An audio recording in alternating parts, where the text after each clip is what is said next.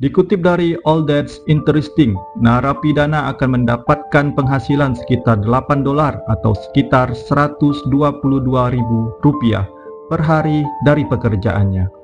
Pekerjaan itu termasuk menanam bahan makanan, merawat kuda, memperbaiki sepeda, menjadi tukang kayu, dan memelihara fasilitas Pulau Bastoy. Gaji tersebut bisa digunakan untuk membeli makanan lainnya di luar makanan utama yang telah disediakan penjara. Setiap narapidana ditawarkan program pendidikan dan pelatihan berkualitas tinggi untuk meningkatkan keterampilan mereka.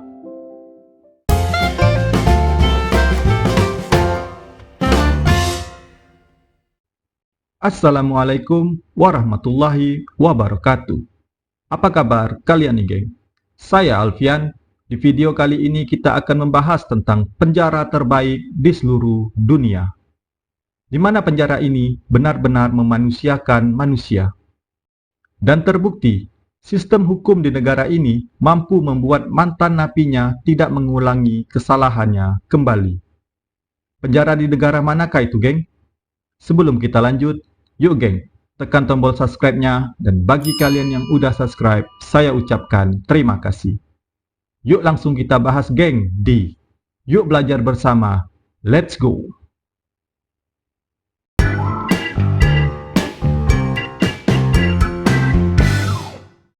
Penjara selama ini memiliki citra yang keras dan menyeramkan.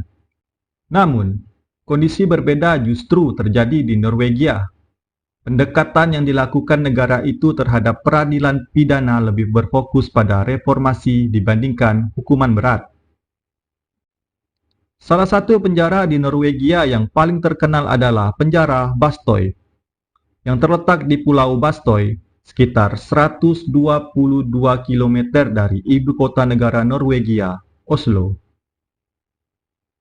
Dikutip dari Forbes, penjara Bastoy terdiri dari 80 bangunan, pantai, lahan pertanian, dan hutan, serta tidak memiliki pagar. Ini merupakan rumah bagi lebih dari 100 narapidana laki-laki yang menjalani hukuman karena pembunuhan, pemerkosaan, dan pelanggaran terkait narkoba. Narapidana di Bastoy tinggal di sebuah kabin kayu sederhana, lengkap dengan perabotan nyaman dan televisi. Dengan perlengkapan seperti itu, tak heran jika penjara Bastoy kerap dijuluki sebagai penjara paling indah dan nyaman di dunia. Para narapidana menghabiskan hari-hari mereka bekerja di pertanian pulau atau berlatih untuk menjadi pedagang. Selain fasilitas kamar yang cukup nyaman bagi narapidananya, di penjara Bastoy juga memiliki fasilitas lainnya seperti perpustakaan dan gereja. Namun, narapidana lebih didorong untuk secara aktif menghabiskan waktu luang mereka di luar ruangan.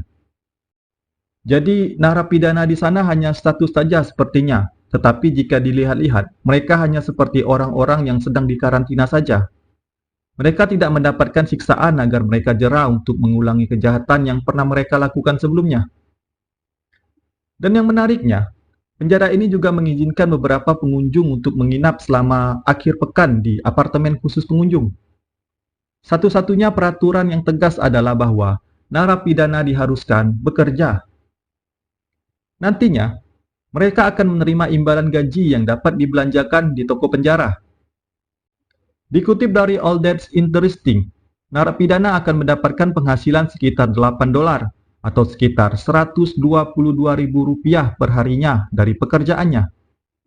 Pekerjaan itu termasuk menanam bahan makanan, merawat kuda, memperbaiki sepeda, menjadi tukang kayu, dan memelihara fasilitas Pulau Bastoy. Gaji tersebut bisa digunakan untuk membeli makanan lainnya di luar makanan utama yang telah disediakan penjara.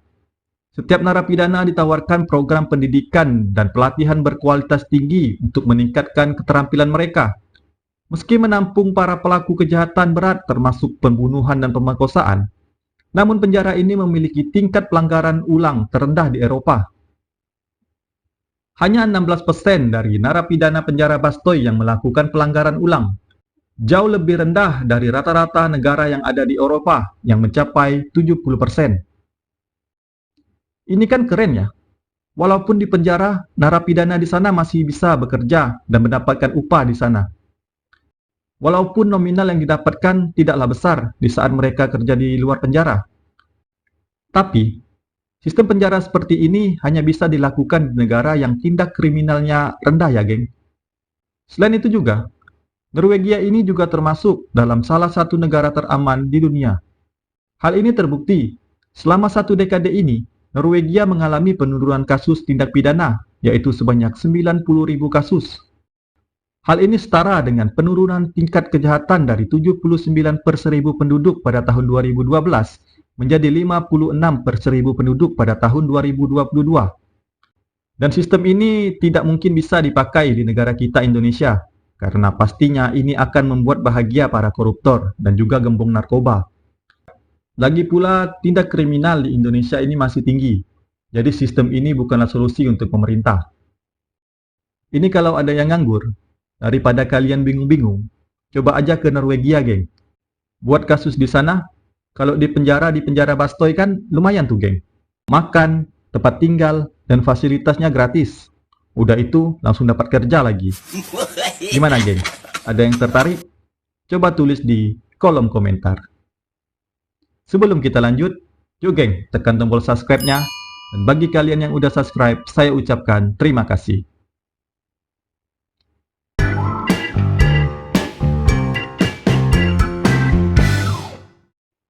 Tetapi di sini perlu kita ketahui, tidak semua lembaga pemasyarakatan di Norwegia sama progresifnya dengan penjara Bastoy. Namun, semuanya mengikuti filosofi serupa. Norwegia meyakini satu-satunya hukum yang harus dijatuhkan oleh negara adalah hilangnya kebebasan. Penderitaan para narapidana sengaja diminimalkan. Tidak ada hukuman mati dan tidak ada hukuman seumur hidup. Di Norwegia, secara keseluruhan, tingkat pelanggaran ulang hanya sebesar 30%. Ini menjadikannya yang terendah di Eropa. Hal ini terjadi karena kebijakan pidana di negara itu sebagian besar diserahkan kepada para ahli, bukan para politisi dan masyarakat. Para kriminolog merancang kebijakan berdasarkan bukti, dan sebagian besar masyarakat puas membiarkan para ahli melakukan hal tersebut. Ini seperti hadis Rasulullah ya, geng, yang mana beliau berkata, segala sesuatu jika tidak diserahkan kepada ahlinya, maka tunggulah kehancurannya. Kalau ada keliru-keliru tentang hadisnya, tolong dikoreksi ya, geng. Ini keren loh. Urusan penjara seperti ini tidak dibolehkan campur tangan politisi. Semua diserahkan kepada ahlinya. Dan hasilnya kan keren ini untuk negeri ini. Tapi kalau sistem ini diterapkan di penjara Black Dolphin di Rusia, mungkin gak cocok juga ya, geng.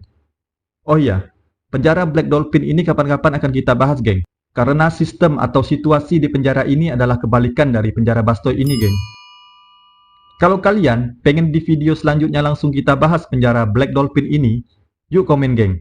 Kalau ramai, secepatnya akan saya bahas penjara Black Dolphin ini.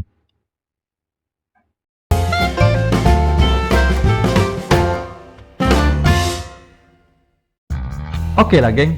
Sekian dulu video kali ini. Semoga video ini bermanfaat dan menambah wawasan kalian. Dan jangan lupa untuk like, komen, dan subscribe-nya, geng. Kalau ada salah-salah kata, salah-salah data, dan salah-salah yang lainnya, saya mohon maaf, geng. Saya Alfian, tetap tonton video saya yang lainnya di Yuk Belajar Bersama. Bye!